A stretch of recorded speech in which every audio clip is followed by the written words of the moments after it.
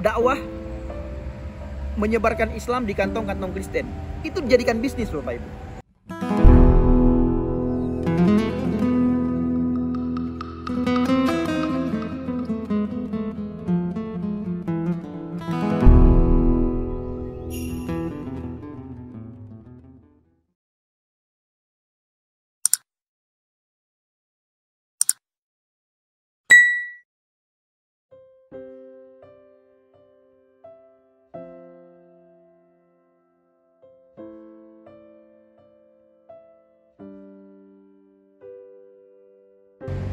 Haleluya, haleluya, haleluya. Assalamualaikum Hamasyah. Salam Aki. Aku kabarkan Injil keselamatan. Bapak Ibu yang dikasihi Tuhan, ketemu lagi dengan saya Evangelis Avraham Effendi Usman. Bagaimana kabar saudara semuanya? Saya percaya, saya yakin saudara selalu dalam keadaan baik, dalam keadaan sukacita, dan selalu dalam perlindungan Tuhan. Doa saya, saudara dijauhkan dari segala mara bahaya, celaka, maut, musibah, maupun dari hal yang tidak saudara inginkan. Terutama sekali terhindar dari COVID, virus corona. Nah, pada kesempatan ini Bapak Ibu, saya akan membahas bagaimana perkembangan mu'alaf di pedalaman. Nah, kalau kita melihat akhir-akhir ini Bapak Ibu, khususnya di kantong-kantong Kristen, itu terjadi pemurtadan besar-besaran yang dilakukan oleh ustadz dan ustazah, oleh pekerja-pekerja asing, mengirimkan utusan mereka ke kantong-kantong Kristen, lalu diajak untuk masuk ke agama mereka. Nah, ini yang mereka lakukan. Dan ini Bapak Ibu sudah seperti pekerjaan mereka, sudah seperti bisnis mereka untuk memurtadkan anak-anak Tuhan di kantong-kantong Kristen yang khususnya yang minim terhadap pengetahuan Alkitab. Yang sebagaimana saya sering katakan bahwa orang yang mereka Islamkan itu adalah orang yang tidak punya pengetahuan tentang Alkitab. Tidak ada perjumpaan pribadi dengan Tuhan. Tidak pernah mengalami perjumpaan pribadi dengan Tuhan. Jadi dia Kristen karena orang tua Kristen. Istilahnya Kristen KTP. Nah, bukan Kristen karena punya hubungan khusus dengan Tuhan. Bukan. Murtad itu Bapak Ibu, sikap atau mengganti atau meninggalkan satu agama, satu keyakinan yang dia imani, yang dia anut sebelumnya. Contohnya orang tersebut beragama Islam, lalu dia meninggalkan agamanya itu, percaya kepada Kristen, masuk percaya kepada Yesus, menjadi orang Kristen. Nah, begitu juga sebaliknya.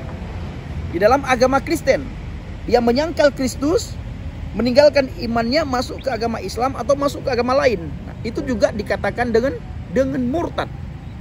Nanti di kantong-kantong Kristen Bapak Ibu, pengembangan mu'alaf itu tidak seperti yang kita dengar di media sosial.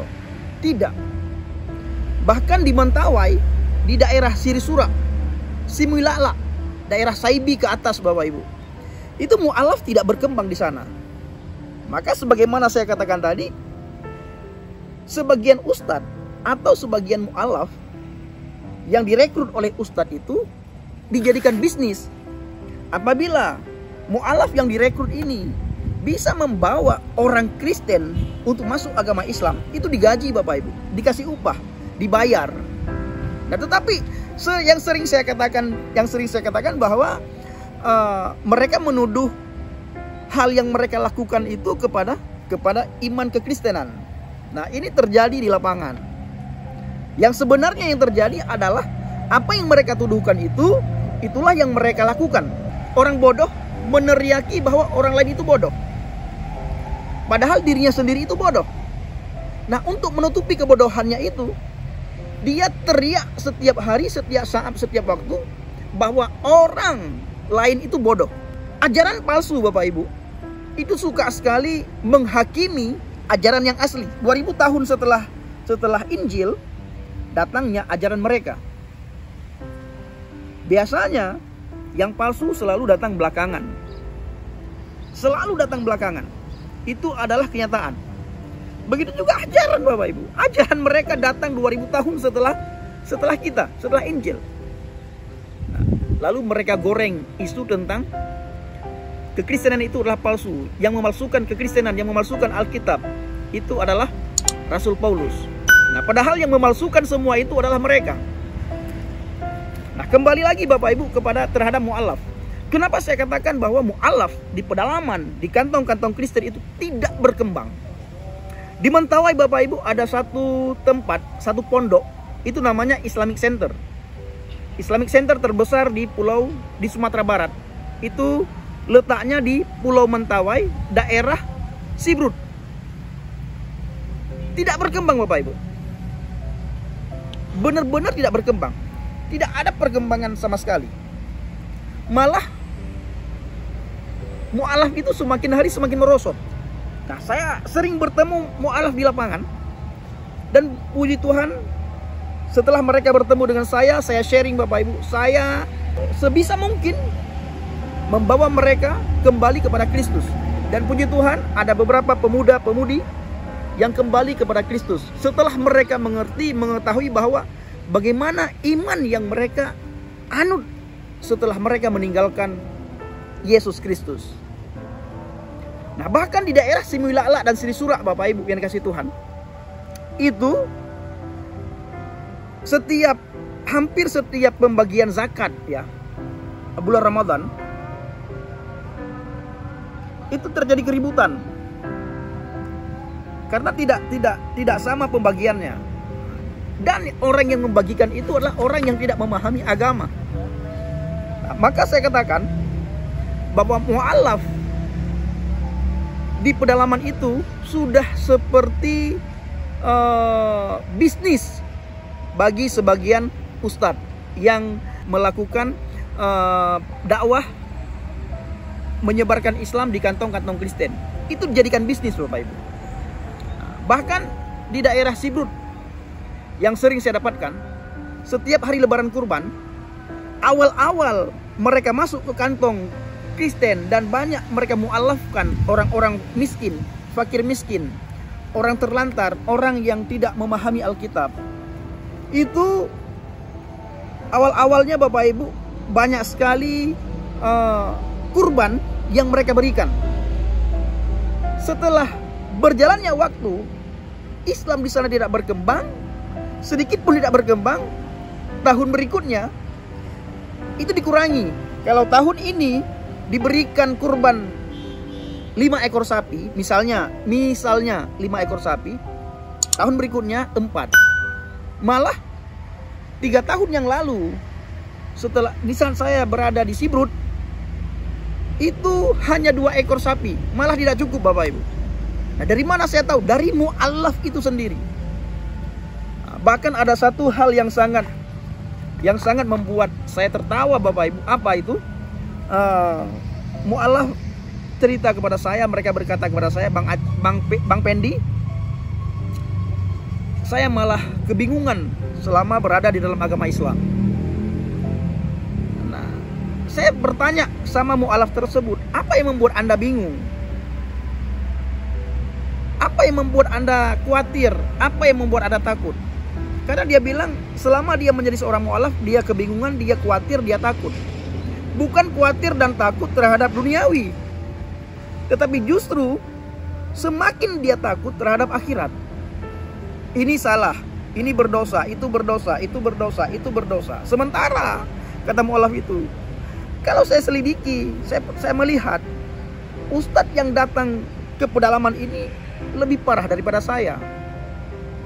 Nah, ada sebagian mu'alaf Bapak Ibu, mereka menyadari bahwa mereka itu dimanfaatkan oleh para ustadz dan ustazah di pedalaman. Tetapi karena mereka butuh bantuan, mau tidak mau mereka harus terima bantuan itu. Nah, seketika waktu setelah terjadi sharing dengan para mu'alaf Bapak Ibu, saya bertanya sama mereka, kenapa kamu takut? Kenapa kamu khawatir? Kenapa kamu gelisah? Mu'alaf ini berkata kepada saya, yang pertama Bang Pendi, saya tidak bisa bahasa Arab. Sedangkan komunikasi dengan Allah, sholat itu urus bahasa Arab. Yang kedua, saya malas sekali sholat subuh. Nah, Ustadz sering mengatakan kepada kami, mengajarkan kepada kami bahwa meninggalkan sholat subuh itu dosanya sama dengan berzina dengan mama, dengan ibu. Apabila perempuan berzina dengan bapaknya, itu sholat subuh, sekali sholat subuh. Nah itu membuat saya takut, bingung. Nah saya tidak bisa bahasa Arab. Yang selanjutnya Bang Pendi dia berkata, saya ini punya ada hal yang tidak bisa saya buang, yaitu makan daging babi. Nah ini tidak bisa saya buang. Nah Ustadz melarang kami makan daging babi. Pada sekali waktu Bang Pendi saya berkata kepada Pak Ustadz, kalau Pak Ustadz melarang kami makan daging babi, Pak Ustadz harus menyediakan daging lain kepada kami, baru kami tidak lagi makan daging babi. Nah akhirnya Bapak Ibu, Ustadz dan Ustazah pekerja asing itu mereka memutar otak. Bagaimana caranya Islam bisa berkembang di kantong-kantong Kristen. Apa yang mereka lakukan? Mereka datang kepada orang tua Kristen, Bapak Ibu. Mereka berkata bahwa, Pak, Mak, kasih aja bapak dan ibu boleh makan daging babi, boleh pelihara babi, silahkan datang ke gereja. Yang penting KTP Anda Islam, itu pertama. Yang kedua, anak bapak ibu kasih ke kami supaya kami sekolahkan. Kami bawa ke Padang, kami bawa ke Jakarta, kami bawa ke kota-kota untuk kami sekolahkan supaya mendapatkan pendidikan yang lebih layak. Apabila tidak, kami tidak akan memberikan bantuan apapun lagi, apalagi menyekolahkan anak ibu bapak. Nah, ini terjadi di lapangan Bapak Ibu. Tetapi banyak kita dengar isu, mereka menuduh kita melakukan hal tersebut. Dan saya sering katakan di hampir setiap video, kalau kamu tidak percaya, Anda tidak percaya, silahkan datang ke Mentawai, datang ke Nias, datang ke NTT, datang ke Papua. Bagaimana ustadz dan ustazahmu itu yang kamu hormati, yang kamu jaga, membawa agama Islam di kantong-kantong Kristen. Tetapi ustadz kamu itu pinter, mereka mengelabui kalian. Lalu apa yang mereka lakukan itu mereka tutupi dan mereka fitnahkan itu hal tersebut kepada orang lain, khususnya kepada Kristen Katolik. Nah ini Bapak Ibu yang menjadi persoalan kita bersama. Mari kita saling bahu-membahu, bekerja sama dan bekerja bersama-sama di dalam ladang pelayanan. Ini sudah akhir zaman. Detik-detik kedatangan Yesus Kristus sudah semakin dekat. Sinyal kedatangan Dia sudah semakin dekat. Jangan lagi bermain-main. Ayo kita berpikirkan perkara yang di atas. Ayo kita cari jiwa-jiwa. Ayo menjadi pekerja di akhir zaman, menjadi penuai di akhir zaman. Padi sudah menguning, pekerja sedikit. Dan padi sudah membusuk sekarang.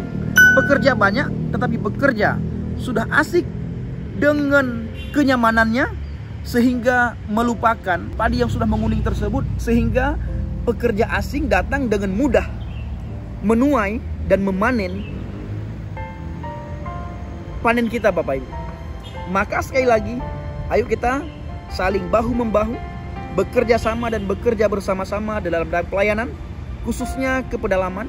Kita kuatkan iman di mana kantong-kantong Kristen yang ingin mereka ubah iman, yang ingin mereka Islamkan.